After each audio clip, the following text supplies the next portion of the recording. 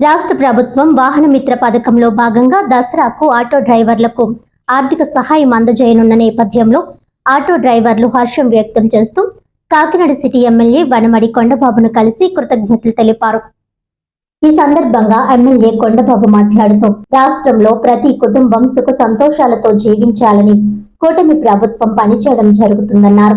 రాష్ట్రంలో స్త్రీ శక్తి పథకంలో భాగంగా మహిళలకు ఉచిత బస్సు ప్రయాణ సౌకర్యం కల్పించడం జరిగిందని, ఈ నేపథ్యంలో సరైన గిరాకీ లేక ఇబ్బందులు పడుతున్న ఆటో డ్రైవర్లను ఆదుకోవాలనే ఉద్దేశ్యంతో ముఖ్యమంత్రి చంద్రబాబు నాయుడు వాహన మిత్ర పథకాన్ని ప్రవేశపెట్టి ఆటో డ్రైవర్లకు సంవత్సరానికి 15,000 రూపాయలు ఆర్థిక సహాయాన్ని ఇచ్చేందుకు శ్రీకారం చుట్టారని పేర్కొన్నారు.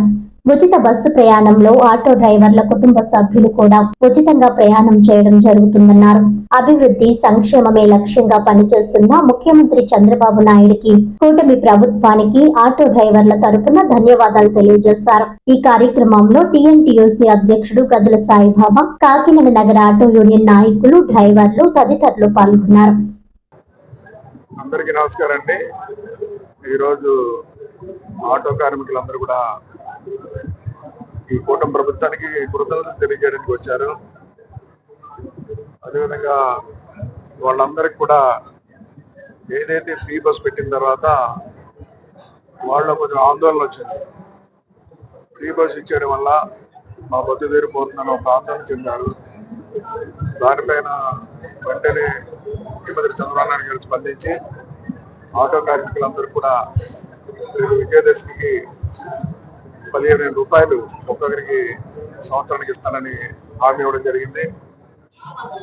అదేవిధంగా ఆటో కార్మికులందరూ కూడా నేను విజ్ఞప్తి చేస్తున్నా, ఈరోజు కూటమి ప్రభుత్వం ఈ రాష్ట్రంలో ఉన్నటువంటి ప్రతి కుటుంబం బాగుండాలని కోరుకుంటుంది. ఓ పక్కన సంక్షేమం అభివృద్ధి చేసుకుంటే వెళ్తుంది. అందరూ తెలుసు, ఆర్థిక ఇబ్బందులు ఉన్నా సంక్షేమం అభివృద్ధి రెండు కల్లా చూసుకుంటూ వెళ్తూ, అదేవిధంగా ఒక పక్కన పారిశ్రామిక అభివృద్ధి చెందాలని, అదేవిధంగా మన పిల్లలందరూ చదువుకున్నారు, రేపు ఉద్యోగ అవసరాలు రావాలని అన్ని రంగాల్లో ముందుకు తీసుకెళ్తుంది. కొన్ని కార్యక్రమాలు చేసినప్పుడు కొంతమందికి ఇబ్బందులు కలగవచ్చు, కానీ వాళ్ళకి కూడా ఇబ్బంది లేకుండా ఈ రోజు కార్యక్రమాలు తీసుకుంటుంది. ఈ రోజున ఆటో కార్మిక సోదరులందరినీ అదే ఒకటి కోరుతున్నా, ఏదైతే ఫ్రీ బస్ ఉందో ఆ ఫ్రీ బస్ లో మన అమ్మ, అక్క, చెల్లి అందరూ కూడా ప్రయాణం చేస్తున్నారు. ఆటో కార్మిక సోదరు యొక్క అక్క, అమ్మ, చెల్లి అందరూ ప్రయాణం చేస్తున్నారు.